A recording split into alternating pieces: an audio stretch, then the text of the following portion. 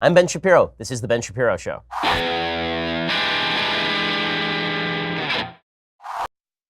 Oh man, lots of news breaking today. I mean, just because it's Thanksgiving week doesn't mean the news stops, and we have all of it for you right here. We're going to break it all down for you here today. But we begin today with you making your business better. So you may have noticed that your business is not performing as well as you want it to. You know, we here at the Daily Wire, we have an optimally performing business. But one of the reasons our business performs optimally is because we use ZipRecruiter. ZipRecruiter allows you to find the best employees for your job. ZipRecruiter.com/dailywire is the smart way to go and find those candidates. Unlike other job sites, ZipRecruiter doesn't wait for candidates to find you. Instead, ZipRecruiter finds them for you. Its powerful matching technology scans thousands of resumes, identifies people with the right skills, education, and experience for your job, and actively invites them to apply, so you get qualified candidates fast. There's no more sorting through the wrong resumes, no more waiting for the right candidates to apply. It's no wonder ZipRecruiter is rated #1 by employers in the United States. Right now, my listeners can try ZipRecruiter for free at this exclusive web address, ZipRecruiter.com/dailywire.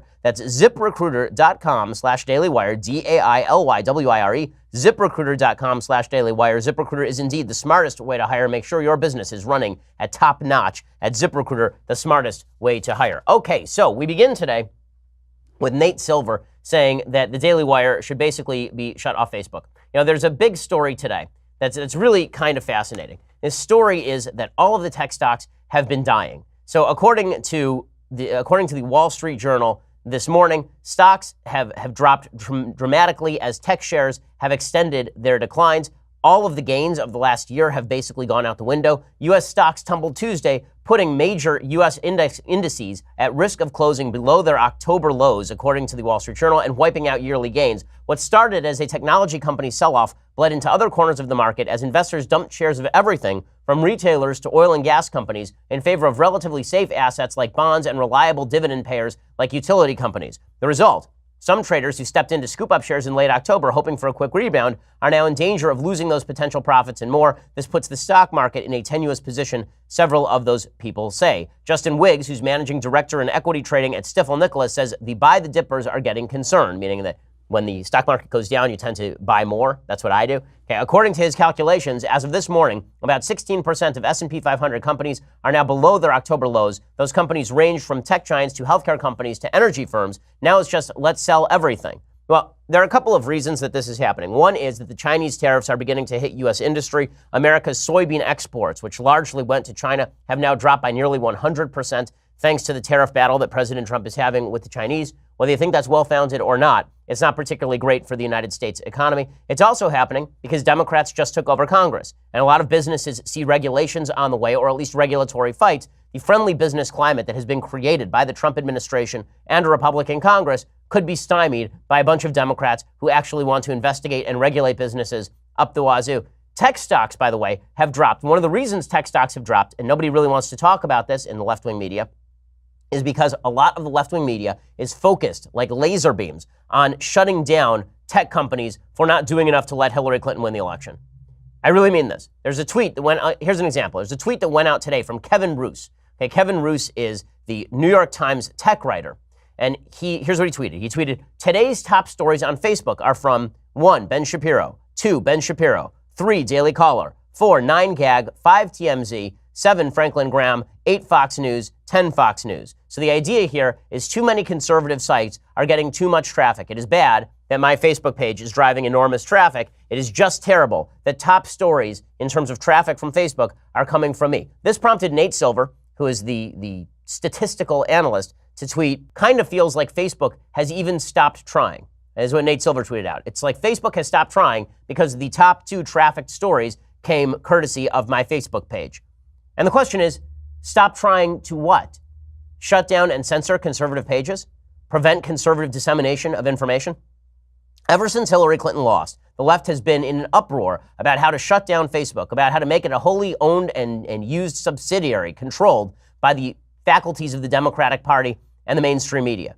This has been their chief focus. And this has been true since Dianne Feinstein was calling top members of social media companies before her and saying, if you don't get control of your companies, we're going to regulate you.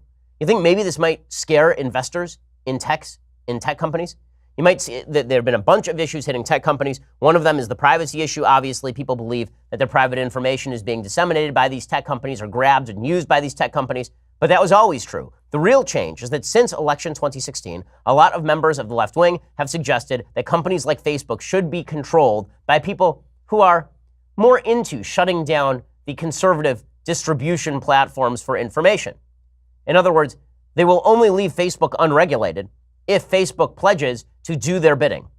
Dianne Feinstein will only leave Facebook alone if Facebook pledges to shut down conservative websites, if they pledge to destroy conservative traffic base.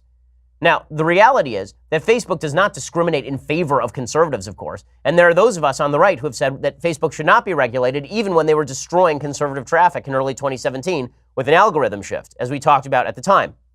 But the left cannot stand that Hillary Clinton lost, and so now they're going to try to control every business that allows them to control the means of information consumption. This is their new priority.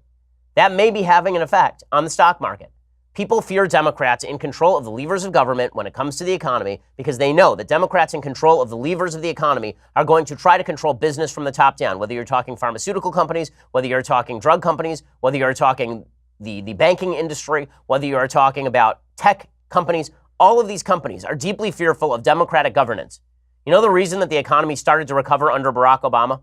It started to recover under Barack Obama because all these companies knew that there was a Republican Congress in charge. It means something when Democrats grab control of the of the levers of power.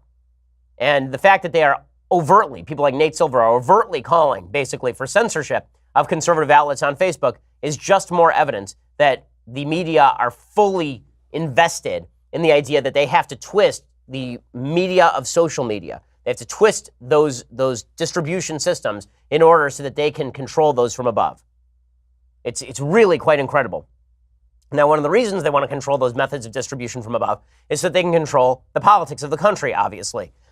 And that means that they can push information that is not supremely important. So, speaking of information that is not supremely important today, and then we'll contrast this with a piece of very important information today.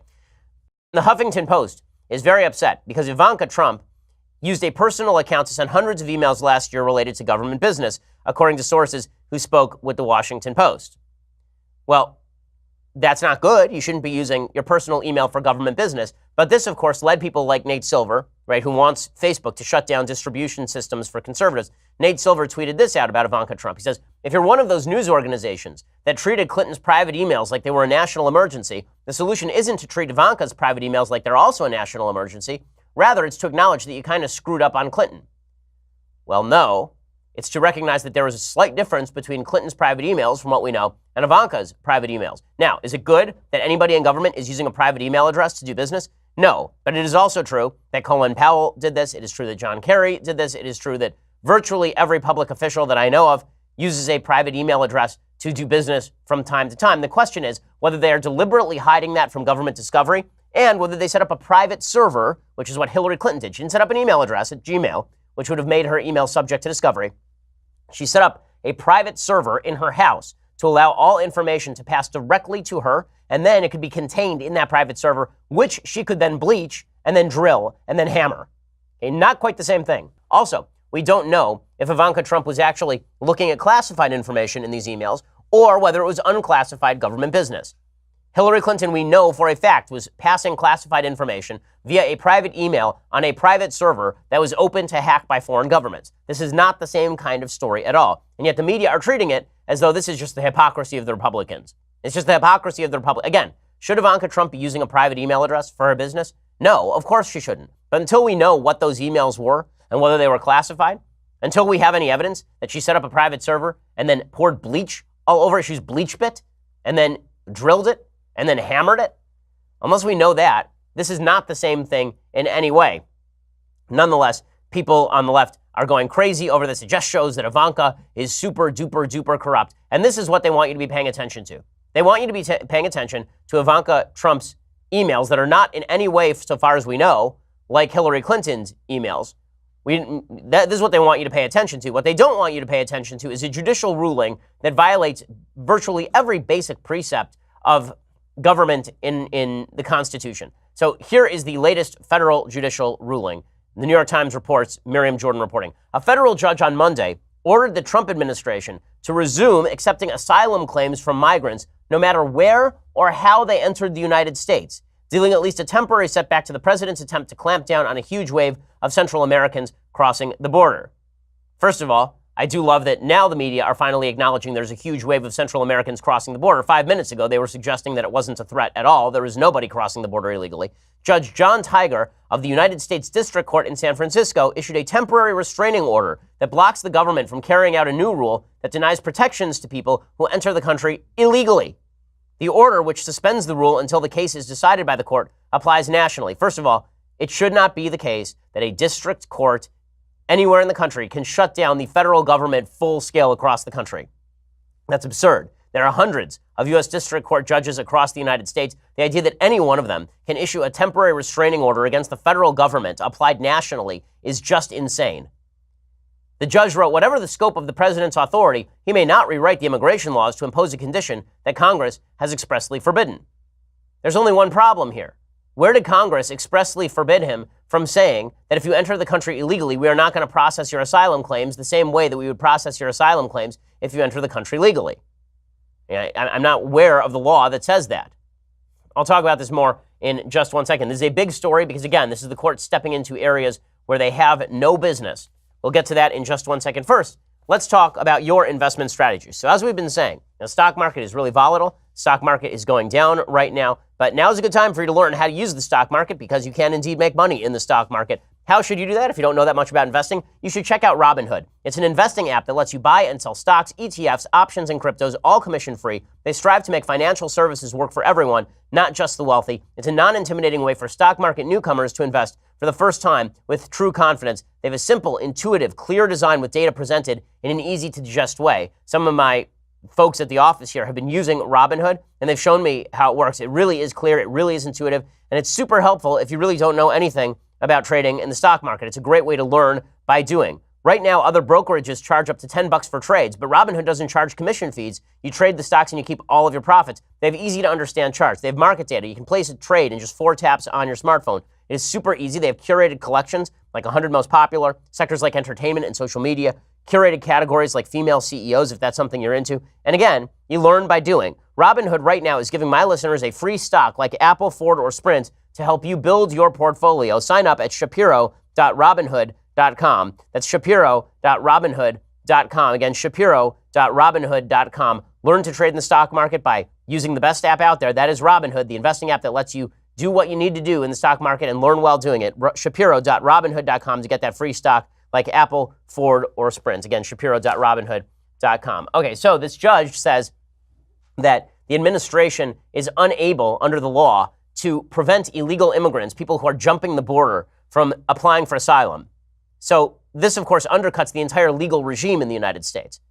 And the entire idea here is to direct people toward legal means of applying for asylum. And one legal mean for applying for asylum is to walk up to the border, to a border patrol station, and simply ask for asylum. It is not legal, however, to jump the fence and then claim asylum. That is not legal in the United States.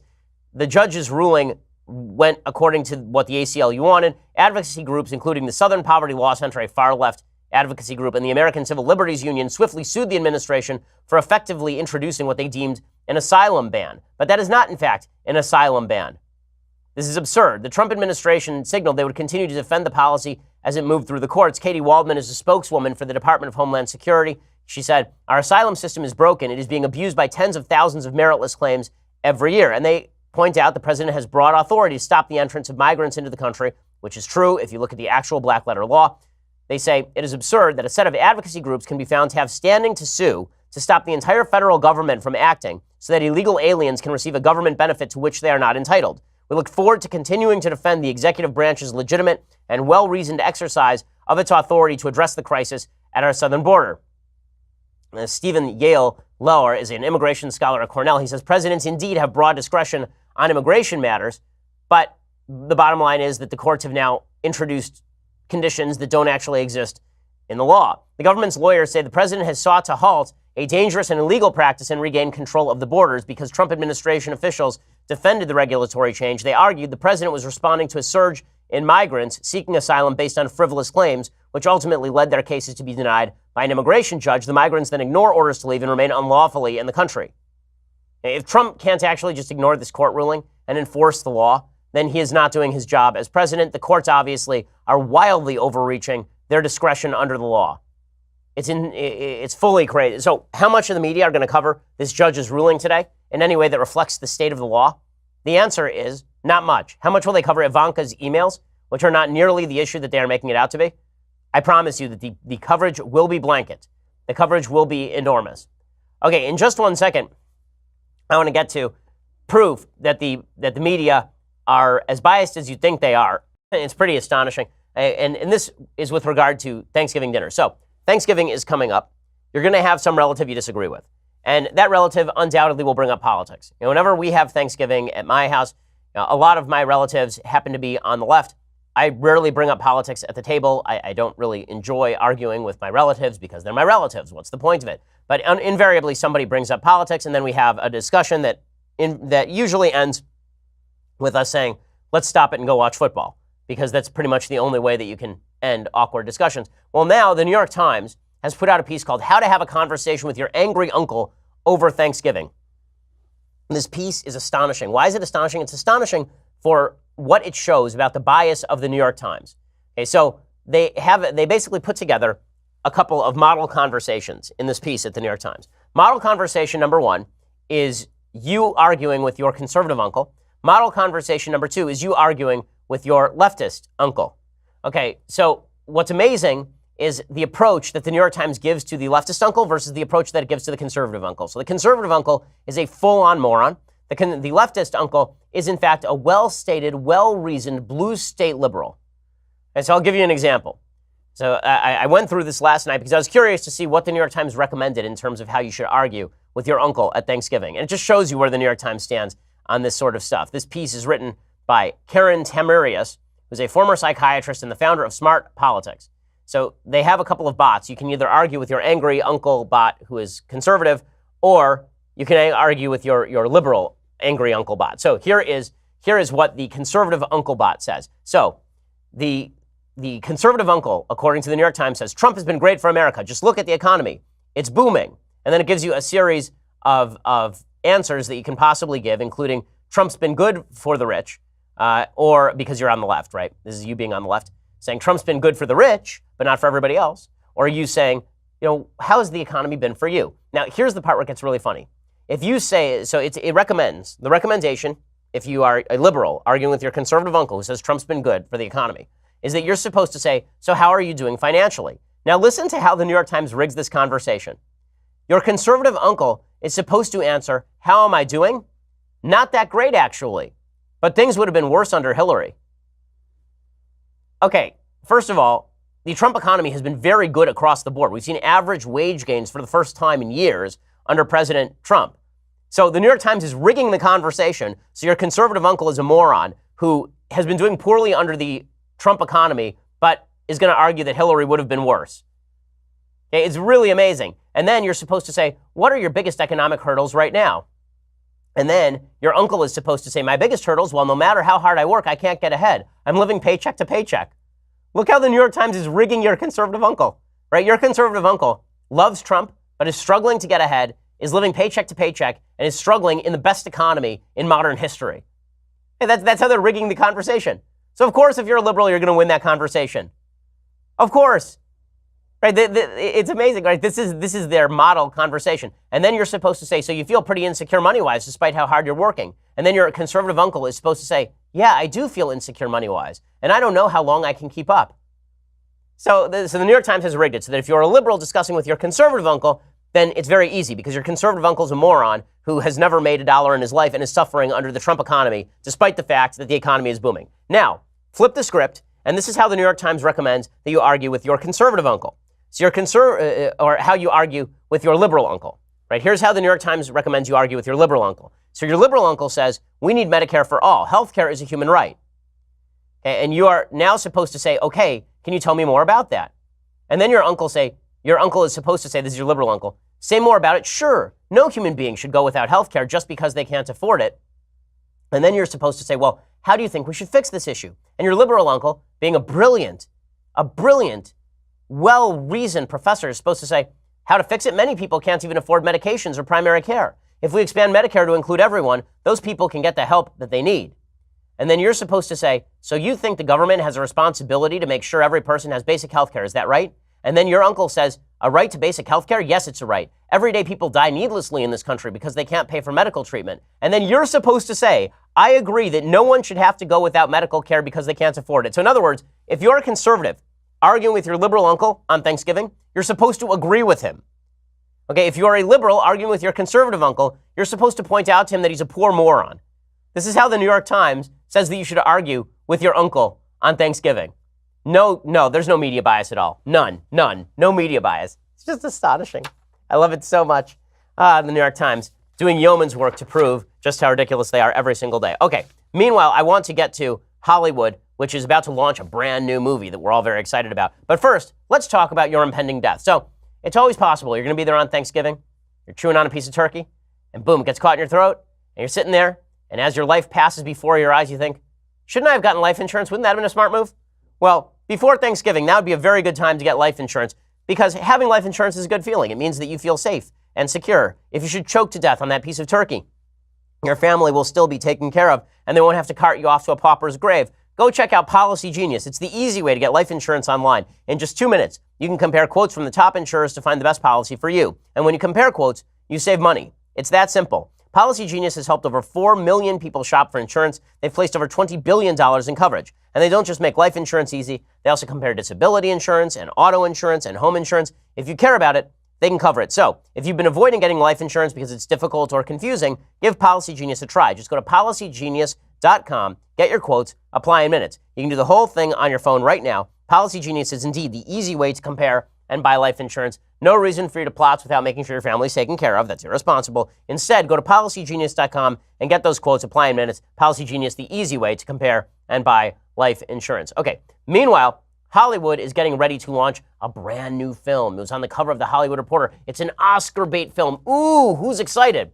First of all, when I say Oscar bait, you should immediately run for the nearest doors because it means that it's going to suck. Whenever Hollywood makes a movie that is so-called Oscar bait, it is basically just going to be a left-wing claptrap version of a mediocre story, like The Shape of Water, which was just awful. But there's a new movie that is coming out, according to the Hollywood Reporter, and this new movie is called Vice.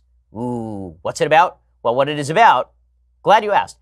What it is about is Vice President Dick Cheney. Did we need another movie about Dick Cheney? Did we need a movie about Vice President Cheney?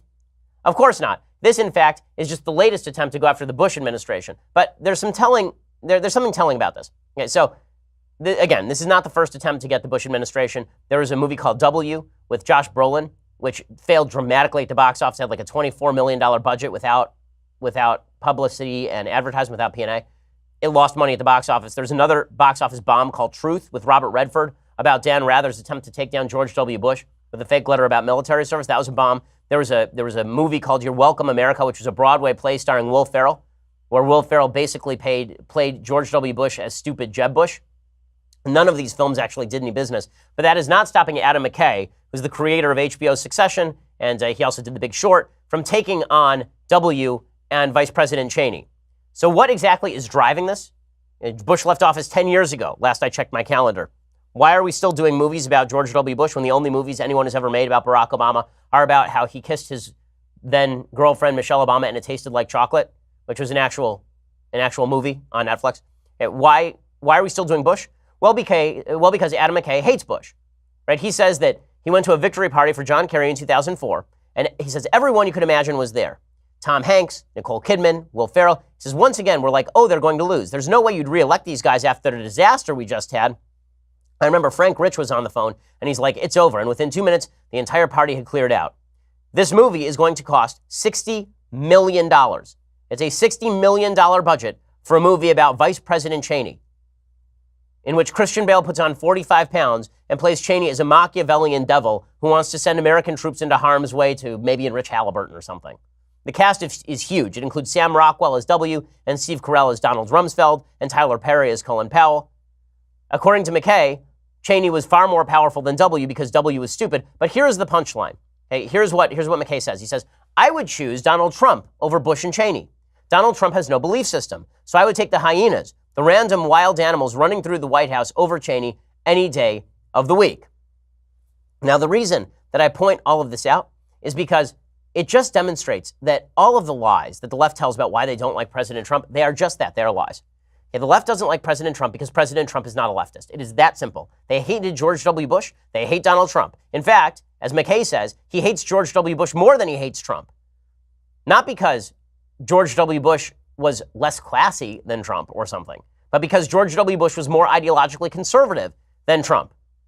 The left hates conservatives. The Hollywood left despises conservatives, not because they are classless, and not because they say things on Twitter that offend, and not because they say weird things in public at press conferences. No, the left hates Donald Trump for the same reason that they hate George W. Bush. He is not a left-winger.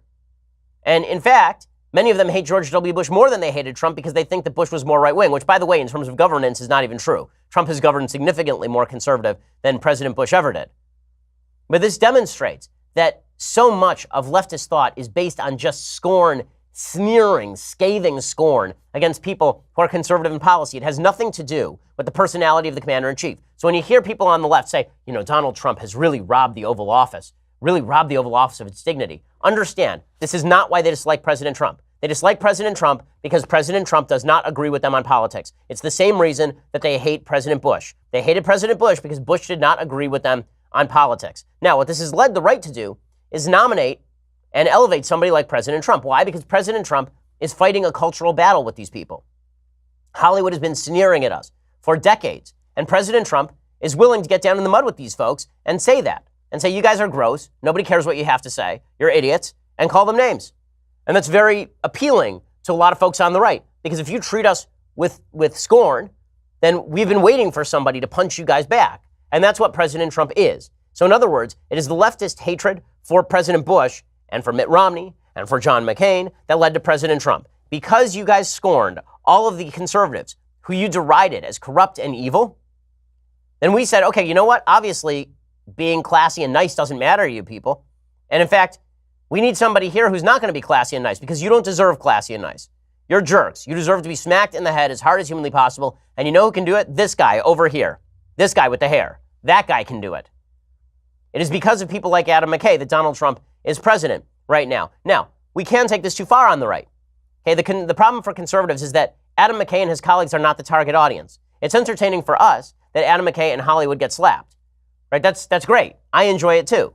But there's a bunch of people in the middle of the country who don't really like Adam McKay's take on conservatives, and they don't like the slap back from the right. And what they actually are looking for is somebody who can punch back, from time to time, when appropriate, but somebody who does bring class to the Oval Office. If President Trump can find that, if he can find that happy center, then he will win re-election. If he cannot, then there's a good shot that he won't. But it is important to remember what exactly drove the movement behind President Trump. What drove the movement behind President Trump was two things. The intersectional ideal pushed by the left that said that there was a new coalition of the dispossessed that was growing demographically and was going to put its boot on the throat of conservatives in the middle of the country. And then conservatives in the middle of the country said, you know what? No, we're not doing this.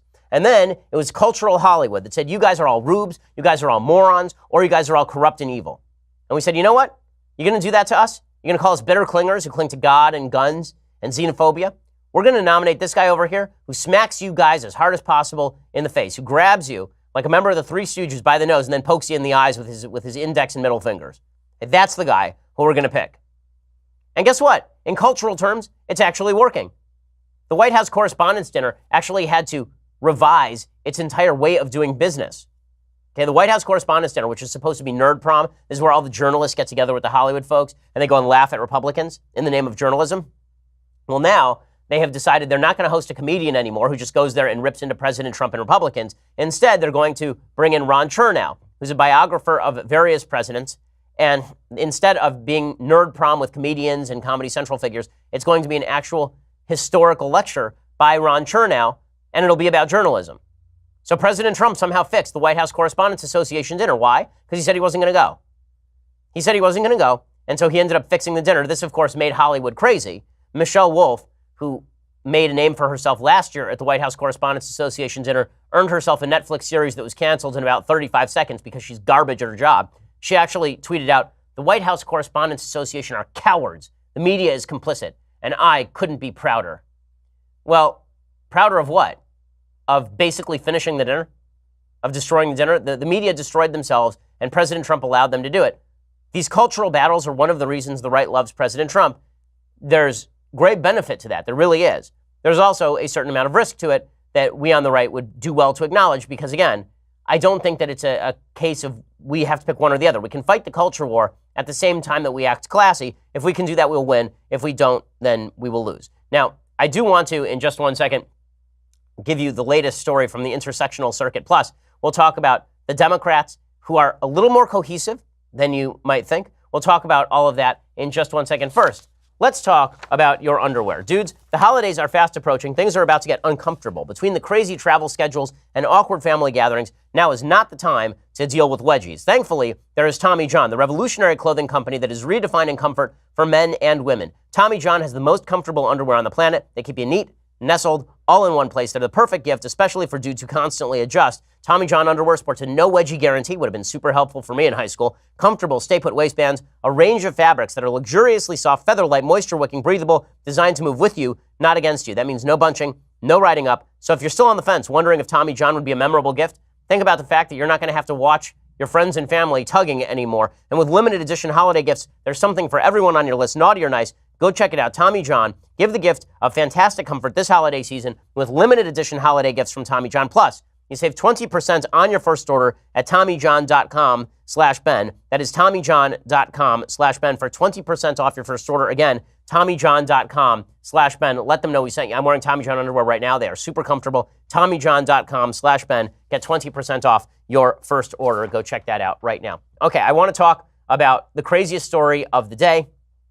Plus, ESPN may be getting back to sports, which I'm very excited about. I will explain in just a second. First, you're going to have to go over and subscribe at dailywire.com. $9.99 a month. Get a subscription to Daily Wire. Plus, today at 5:30 p.m. Eastern, 2:30 p.m. Pacific, all of your questions will be answered by Daily Wire's own Michael Knowles. Why he works here, why you think he has answers, I don't know. But if you're one of those people who wants your question answered by Michael Knowles, you're one of those 7 people who are members of Knowles' immediate family, then you're going to actually need to pay us. Alicia Krause will also be there to host the show and keep Knowles in line, which, as we all know, is a difficult job. Dude just has a weird habit of taking off his clothes in the middle of the office, and it really is quite terrifying. In this month's episode, we'll stream live on Daily Wire's YouTube and Facebook pages. It'll be free for everyone to watch. Only subscribers can ask the question. So if you have a question and you want an answer, then go check it out right now. $99 a year gets you all of the aforementioned wonders. Plus, this, the leftist tears, hot or cold tumbler.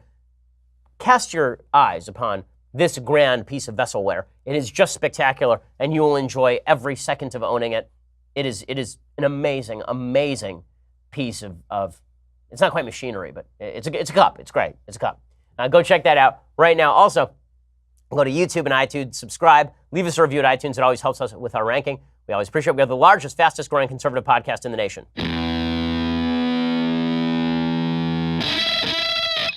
Okay, so before we get to the craziest story of the day, we're talking here about the fact that Republicans can be sucked in, I think, by Hollywood's hatred for Republicans into fighting this culture war. And the culture war is really important. I wrote an entire book called Primetime Propaganda about how folks on the left use the cultural means of distribution in order to try and harm conservatives, how they see conservatives as lesser human beings. And this latest example, this movie that they're spending $60 million on just to make fun of Dick Cheney, like this is a perfect example of that. And this is why people on the right really love President Trump, because he doesn't take crap from people. Right? Because when people malign him, when people malign conservatives, he is willing to stand up and say no. And that's great. It really is good. But it is also important to recognize that you have to appeal to the middle of the country, and you can't just rely on Democrats making mistakes. Right now, there's a narrative that's going around on the right that the Democrats are sort of falling apart. And this is being pushed by some folks on the left who want to see an internecine warfare among Democrats. So, for example, they're pushing this idea that 16 Democrats have released a letter pledging not to support House Minority Leader Nancy Pelosi to be Speaker of the House. The letter indicates Pelosi has a bit of a math problem, but she's going to be able to overcome the opposition. For starters, there were supposed to be 17 signatures. Representative Marcia Fudge of Ohio, who's deeply radical, was toying with a speaker run herself, but she was removed from the letter. And this is the important point, is that folks on the right are waiting for a Bernie Sanders versus Hillary Clinton brawl, free-for-all in the Congress. they are thinking that Democrats are going to schism the way that they did in 2016. I have my doubts that that's actually going to happen. I think that that's probably an overread of the situation. I think that the Democratic Party, and Pelosi particularly, are clever enough that they can act as though there is a schism without there actually being a schism. The best evidence that this is the actual case is Alexandria Ocasio-Cortez. So a lot of folks on the left have been suggesting that people on the right are paying outsized attention to Ocasio-Cortez. It's a point of great irritation to me. If you elevate somebody to a leading position in your party, and then we point out that this person doesn't know things about politics, that is not our fault. That's your fault for elevating that person to a lead position. I don't remember the left taking the same position about, for example, Sarah Palin, when they mocked the living daylights out of Sarah Palin for stuff she didn't even say. I don't remember them saying, well, kind of mean of us to mock this Sarah Palin. They said, you picked her for VP, we get to mock her. Okay, Alexandria Ocasio-Cortez, you elevated her, we get to mock her. That said, Ocasio-Cortez is proving that the left wing of the Democratic Party is willing to work with the mainstream wing of the Democratic Party. They're willing to move the party overall to the left, and they're willing to pledge fealty to the current leadership in order to do this. Ocasio-Cortez, for example, has now backed Nancy Pelosi in this battle. She says that people who are criticizing Nancy Pelosi don't understand the wonder of Nancy Pelosi. I do think that we got sent to Congress on a mandate to change how government works, to change what government even looks like. But if we are not on the same page about changing the systems and the values and how we're going to adapt as a party for the future, then what is the point of just changing our party leadership just for the sake of it? Okay, and this is smart politicking by Alexandria Ocasio-Cortez. So before the right thinks that the left is going to fragment, I don't think the left is going to fragment in 2020 the same way that they did in 2016. If Bernie Sanders runs, he's not going to be running hard against the establishment candidate. There is no establishment-appointed candidate. They got rid of the superdelegates. That means there will be a hard-fought primary campaign. But in the end, the Democrats are going to unify around someone in a way they did not unify around Hillary Clinton circa 2016. So we shouldn't be particularly sanguine about the Democrats caving in. And again, the Democrats instead are just moving to co-opt their own base. The mainstream Democratic Party has embraced talk of voter suppression and voter fraud. Their mainstream characters are saying the same thing as the members of their base. It's dangerous stuff, but it is an indicator that the Democratic Party is in fact unified. So opposition creates unity. It does. Okay, the Republicans were more unified in opposition to Barack Obama than they are when it comes to governance. The Democrats are exactly the same way. They're more fragmented when they are in power. They are less fragmented when they are in the opposition. Right now, the Democrats are in the opposition. This gives them the power of unification. And if Republicans don't recognize that, then they are making a crucial political error. Now, with all of that said, the Democrats, as I say, are moving radically to the left. I have a couple of stories to prove that, which I'll get to in just one second. So, story number one, proving that the Democrats are moving radically to the left. It's quite fascinating. Right now, there is a battle inside the far left hardcore base of the Democratic Party as to whether anti-Semitism is okay. This is broken out into the open with regard to the Women's March. So according to James Barrett over at Daily Wire, the leadership of the Women's March has come under fire from some of the group's once most vocal supporters, including the woman who founded the group and actresses Alyssa Milano and Deborah Messing. The embattled leaders have since responded to criticism with an intersectionally loaded statement blasting its critics. Earlier this year, feminist Tali Goldshift launched a Change.org petition calling on the leadership of the Women's March, Bob Bland, Tamika Mallory, Linda Sarsour, and Carmen Perez, to resign, citing their affiliation with and refusal to condemn notorious racist, bigot, and anti-Semite Louis Farrakhan. The petition reads, many feminists refused to join the Women's March because they did not feel comfortable with the current leadership. Now, Women's March participants also no longer feel represented by this organization due to the behavior of its current leadership. And so they say they refuse to march behind those particular leaders. Both Milano and Messing disavowed the Women's March due to its current leadership. On Monday, the Women's March founder, a woman named Teresa Shook, added her voice to the growing chorus of feminists calling on all of these leaders to step down for allowing bigotry, racism, anti-LGBT sentiment, and anti-Semitism to become part of the platform. She called for the current co-chairs to step down and let others lead who can restore faith in the movement and its original intent. The leaders instead fired back, and they said that they will not step down. They said that we don't know everything. We have caused harm. At times we have responded with hurt, but we are committed to learning, and we are building an intersectional movement our daughters and our daughters' daughters can be proud of. Now, why do I think that the Women's March will survive all of this? Because I think instead what you're going to see is the mainstreaming of anti-Semitism. I think what you're going to see is the left growing more radical in every conceivable way, including the mainstreaming of anti-Semitism. The latest indicator of that mainstreaming is not just their embrace of two congresswomen who have overtly called for a boycott against the state of Israel, but the mainstreaming of that sentiment among corporate entities that reside on the political left. Airbnb, the home rental company that is often used by tourists to rent apartments in locations around the globe, for example, announced yesterday that it would not allow Jewish settlements to be listed in Judea and Samaria. In other words, they say that if you are a Jew and you live in Efrat, in Israel, they will not allow you to rent out your apartment on Airbnb.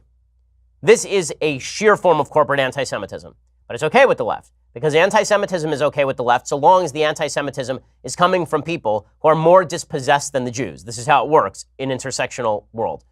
Not only did Airbnb specifically target Israeli settlements, they only targeted Jews. Okay, so they weren't saying that they won't rent an apartment in Efrat. They said they won't rent any Jewish-owned apartment in Efrat. So if you're an Arab, or if you're a Christian, you're a Muslim, then they will allow you, as long as you're not a Jew, they will rent your apartment in Efrat. But if you're a Jew, then they will not allow you to rent out your apartment in Efrat on Airbnb. Airbnb lists apartments in Turkish-occupied Cyprus, Moroccan-occupied Sahara, Chinese-occupied Tibet, Russian-occupied Crimea. They rent apartments in some of the most dictatorial places all around the world, but they will not allow a Jew to rent out his apartment in East Jerusalem where he is living legally. Okay, this is corporate anti-Semitism, and it's totally okay with the far left because, again, the far left is unifying the Democratic Party. What we are seeing is a radicalization of the Democratic Party because it is easier to move with the radicals than to cast out the radicals. The Democratic Party is becoming more and more dangerous because they are indeed a cohesive force. These battles do not carry any real weight between people who are against anti-Semitism and for anti-Semitism in the Democratic Party. The radicals are going to win out, and they're going to shift the mainstream over to them. Whenever you hear folks on the left talk about how the right is radical, recognize that the right in this country has not shifted its political position since 2010. All movement on the political spectrum, every bit of it, has come from the American left, which is moving further and further to the left and is cohesive in that move, specifically now because they exist in opposition to President Trump. Now, sometimes this radicalization has some pretty funny side effects. This is a pretty great story. The Women's Resource Center at Eastern Michigan has put the kibosh on its production of the vagina monologues. Why? Because it was supposed to cater to women, and not all women have vaginas. It's a real story. Eastern Michigan is now not allowing the vagina monologues because it's about women, and there are some transgender men who are women. Pretty spectacular stuff. It's funny, but it's more sad than funny because unfortunately this is the direction in which the left has chosen to move. A sane left would be better for the country than an insane left, but I don't think that is in the offing anytime soon. Okay, time for a couple of things that I like and then some things that I hate. So, things that I like, we've been doing some William Goldman stuff this week because he passed away last week. He wrote probably the best memoir on Hollywood ever written called Adventures in the Screen Trade, a personal view of Hollywood and screenwriting. And the book is just fantastic. It talks about all of his sort of stories from Hollywood, how he got in the business, his dealings with various studio entities and studio heads and actors and writers. It's really fantastic. It's a great quick read. This is one of his two great books about Hollywood. I'll probably recommend the other one tomorrow. It's really worthwhile. So if you're looking for a fun read during the Thanksgiving weekend, go check out Adventures in the Screen Trade by William Goldman. Okay, other things that I like. So Dan Crenshaw is a congressperson from Texas. And Dan Crenshaw is just spectacular. He was on one of the Sunday shows, and it was on Face the Nation on CBS. And one of the Democrats suggested that President Trump was undermining all of the key American institutions. And Dan Crenshaw, who is a Navy SEAL who lost his eye fighting in Afghanistan, Dan Crenshaw has some of the best response I've ever seen on national television. It's just spectacular. How is that an attack on the press, though? Because it's literally an attack on the press. I've literally been attacked, so let's choose our words carefully. His language is an attack. Okay, so why can't he speak? Why is he not allowed to use his own language and freedom of speech? Because, you talked about this actually, it's important that we lead from example, that we lead from the top. And the way that our president is I agree with you there. I agree with you there. Style is one thing. If you want to criticize style, I'm with you, right? But to say it's an attack on the freedom of the press, that is a very bold statement. By calling the press the enemy of the people, I don't like that language. Literally. Okay, so the style, I agree. I don't like that language. Okay, and he is exactly right, but I love that she says it's literally an attack on the press. Like, no. Like, see this right here, this eye patch? That was literally an attack. It is amazing how people have radically changed the nature of the language in order to fit their attacks on President Trump. Okay, one more thing that I like. So Kate Fagan is leaving ESPN, You may have seen her on First Take and Around the Horn. She served as a fill-in host on Outside the Lines. Why is she leaving? She's leaving because she says, to continue at ESPN, I would have to be immersed in the day-to-day in sports. And I found myself more and more interested in other aspects of sports, like how it connects to our culture. That was not going to be the big business of ESPN. I desperately hope so. I desperately hope that ESPN returns to covering sports. Last night's Monday Night Football game, by the way, between the Rams and the Chiefs, was utterly unbelievable. How about covering sports? Because that's what people like watching. They don't want to see Kate Fagan comment about LGBT bicycle races. No one cares about that crap. That's not why I turn on ESPN.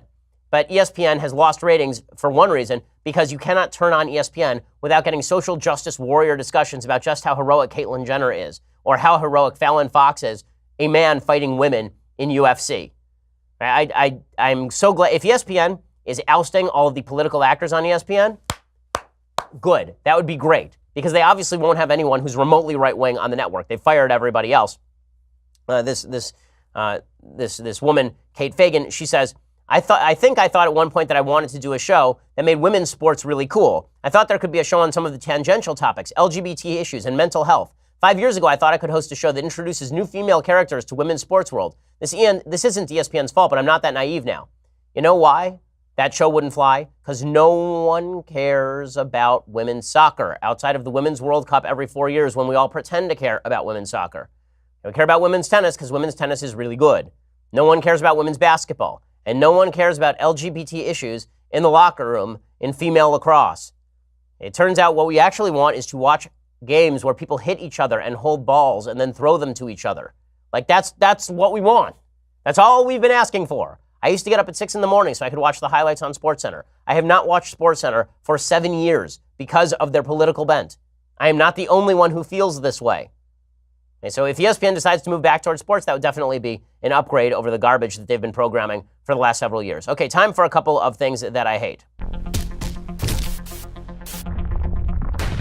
So here in California, obviously, we've been having some massive, horrendous wildfires, probably hundreds dead in the Northern California wildfires. Shelby Grad is the assistant managing editor of the LA Times. And Shelby Grad tweeted out that Jerry Brown, the governor here, who is 1 million years old and actually remembers the Pleistocene era, Shelby tweets out, Jerry Brown told the truth about California fires that no one wants to hear.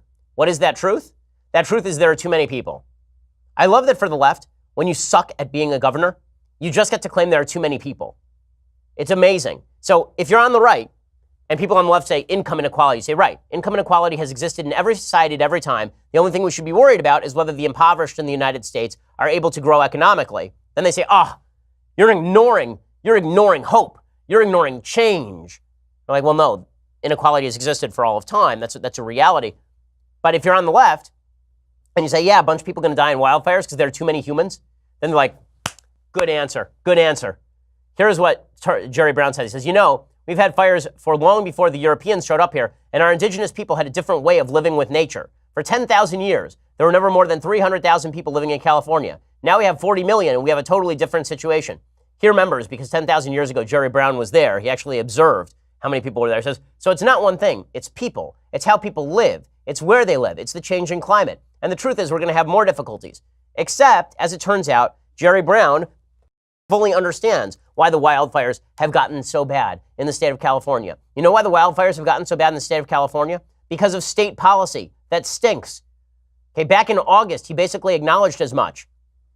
The Santa Cruz Sentinel reported back in August, before the wildfires, that Brown was proposing one of the most significant changes to the state's logging rules in nearly half a century, according to Emily Zanotti over at Daily Wire. Governor Jerry Brown is proposing broad new changes to California's logging rules that would allow landowners to cut larger trees and build temporary roads without obtaining a permit as a way to thin more forests across the state. Under Brown's proposal, private landowners would be able to cut trees up to 36 inches in diameter, so long as their purpose was to thin forest or reduce fire risk. So he understood, like a couple of months ago, that one of the reasons these big fires were happening is because of crappy fire policy. It's not just people on the right saying this, by the way. Trump tweeted out this, and people were like, how could he? How could he tweet this out? Now, he shouldn't have tweeted that he was going to withdraw fire aid. That was ridiculous. But he wasn't wrong that it is fire management policies in the state of California that have exacerbated the risk of bad fires. How do I know this? Because Mother Jones, the communist magazine, they wrote a piece back in December called A Century of Fire Suppression is Why California is in Flames. This piece points out that because they have not actually participated in fire suppression, meaning like controlled fires, controlled burns that get rid of a lot of the undergrowth, when fires do happen, they're basically giant conflagrations. According to experts like Sasha Berleman, who's a fire ecologist, the biggest problem here is 100 years of fire suppression that has led to a huge accumulation of fuel loads, just dead and downed trees from debris from trees and plant materials in our forests and our woodlands. As a result of that, our forests and woodlands are not healthy, and we're getting more catastrophic fire behavior than we would otherwise. And so even Jerry Brown recognizes this, but I love that the media are basically covering for him and saying, you know what? It's not that Jerry Brown is bad at his job. It's that there are too many people living in California. He said the same thing about I love this. He did say the same thing with regard to the drought in the state of California. So it turns out we've had several tens of millions of people in California for as long as I have been alive.